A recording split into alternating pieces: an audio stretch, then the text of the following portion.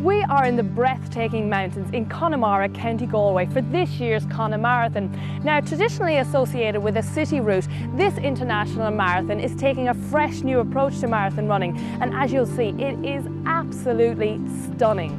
They say Connemara needs only one good day to bring you back, and recently that was the case. A nicer day could not have been asked for, as almost 3,000 participants from 37 countries took to the roads for the ultra, full and half marathon.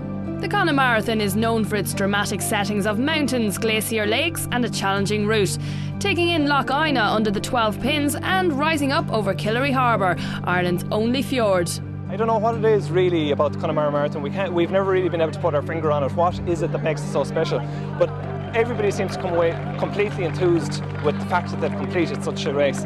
Maybe it's the hills, maybe it's the mountains, maybe it's the lakes. We know it's the scenery. I don't know. It is a good atmosphere. We've grown it very carefully. We've been very careful with our planning to make sure that, we didn't make a mess of things really. And now today we have 3,700 entries, so hopefully we did good. Very unique event, very well organised event in a very unique part of the country. It's remote, it's not big city, it's just completely different to everything else you'd run anywhere else in the world. First up to test this course were the ultra marathon runners. Now, if you're like me and you think running 26 miles is a gruesome enough challenge in itself, never mind throwing in all these hills just for good measure. Try adding another 13 miles to your run. Now you've got the ultra marathon, 39.3 miles. Madness. The full marathon of 26 miles was the second race to get underway, with the half marathon approximately an hour and a half later. The half is the most popular, with over 2,400 participants, either running or walking the distance, and some with a bit of a mission. Well, we're here for a couple of great reasons. One, to honor my dear grandfather's cousin Johnny Hayes, who won the Olympics for the United States in 1908, but he's from Nenagh, Ireland. So we went to Nenagh yesterday to celebrate and to see him, because there's a statue of him in a running pose in Nenagh, and this is his picture back here. And it's my 60th birthday, so we're putting everything together to be in Ireland and with our family and have a great time. I'm running with my brother and my boyfriend, and all I want is to beat them. So if I beat them, that's it. I'm happy. My training hasn't been ideal. That's my excuse if she beats me. So this is the first time you've run a half marathon? Yeah, it's the first. I've only run 10 kilometres in my longest, but I reckon I'll be all right. Even with these hills? Yeah. Of course, just participating in this event is an achievement in itself, and for some it's merely a good day out, but for others it's a very real challenge. In the full marathon, it was Brazil's Ismael da Silva who crossed the line first. He travelled to Ireland especially for this event, completing the course in a time of 2 hours and 32 minutes. United Kingdom's Sharon Daw was the first to cross the line for the women's race. I ran very well because the temperature was warm, no windy, sunny. I think the temperature is similar to Brazil. A mere 5 seconds separated the first and second place finishers of the ultramarathon. Martin Ray just pipping last year's winner Thomas Maguire to complete what has to be the most gruelling course in 4 hours and 22 minutes.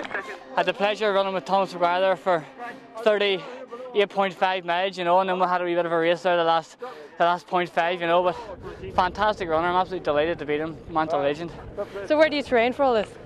From Belfast, so I do a lot we train up beside Mary Peters track, so I'm just out and about in the road up a towpath every now and again, a couple of races over in England over the last couple of months, so really happy to win my first ultra in Ireland, And how does this compare to all the other road races? Because, it's pretty tough out there, isn't it? Yeah, it's different because you're bang in the middle of a beautiful countryside, and it is very, very, people call undulating, I call it hilly, which is hard, but there's plenty of people to run with. Once you meet the marathon runners, they run with you for a bit, and the half marathon runners out. So you've plenty of people to run with. So it really is an excellent ultra to run. So how exactly would you train for something like this? Normally I try and get 3 or 4, 3-4 hour runs in a week. Maybe you're maybe talking 2 or 3 marathons a week, and at the weekend maybe a long run, 30-40 mile. But plenty of training partners back home in Belfast, and they all help me out, and they all do a wee bit with me, so I'm happy enough. Setting a new course record of 4 hours and 52 minutes, it was Donegal's Helena Crossan who finished first for the women.